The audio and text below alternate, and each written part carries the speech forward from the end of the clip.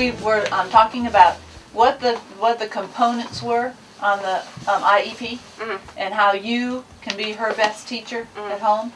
And two things we talked about was what you can do at home, and the other one was to contact the CNS, you know, the other therapy service. I did not call them, but I thought maybe what we could do is we could call them together while we're here today. You already know. You know I am. Yeah, and I do. And one thing I do also know is that I won't be with you after a month from now. I know. Right? And so think about what you can do to make those calls happen, because you're going to have plenty of calls to make for her. You give me the number and I'll give it to April or my mama. One of them will call this. And so you'll just have a surrogate caller. Yes, like I always do. Okay. You know I don't like talking to people. So is it timely enough for me to call them tomorrow morning and then call you?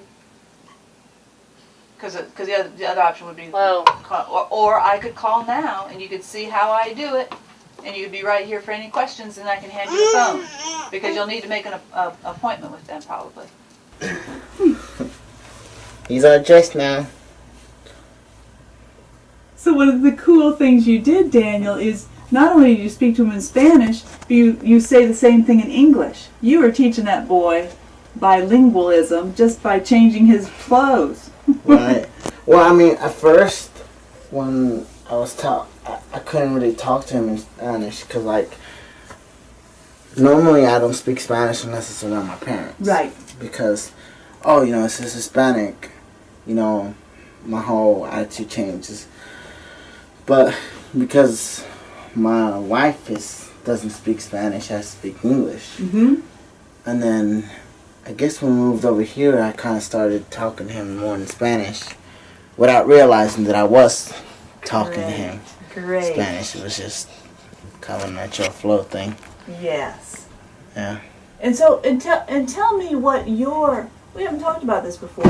What is your wish for him in speaking Spanish and or English? What would be your picture? Kind of the thing that. So what are the questions that you ask her now? The first question is easy, and that is Who? Yep. Who, what? When, where? Yep. What And colors, then, what actions. you got it?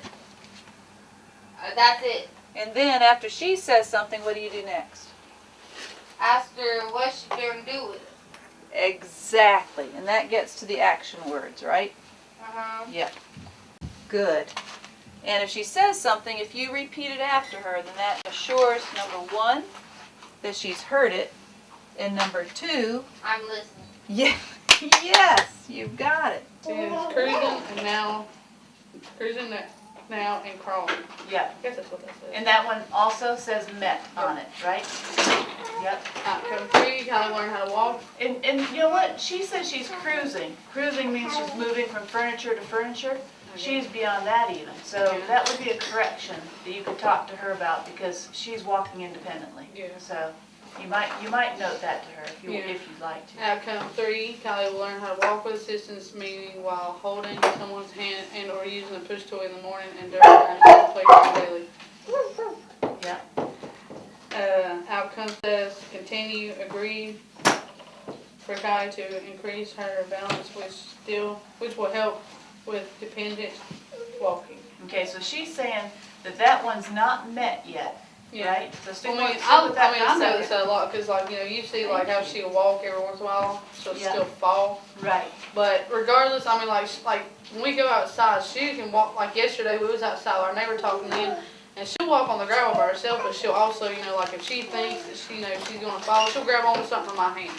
Very good. I guess you could say I'm kind of her security blanket. Yep. And so what Tanya was saying last week is we hold on to this goal for just a little bit longer and strictly work on balance, because she's met the goal that she walks independently. It's more of I think more like Michelle's working on her in this area, where she'll still kind of bend her knees when she wants to walk. She'll still walk kind of straight, but when she gets down off the chair, she'll scoot instead of trying to do it by herself. Yep. I think you got a good grasp of that. Good. So that's one that is still in process, is the balance.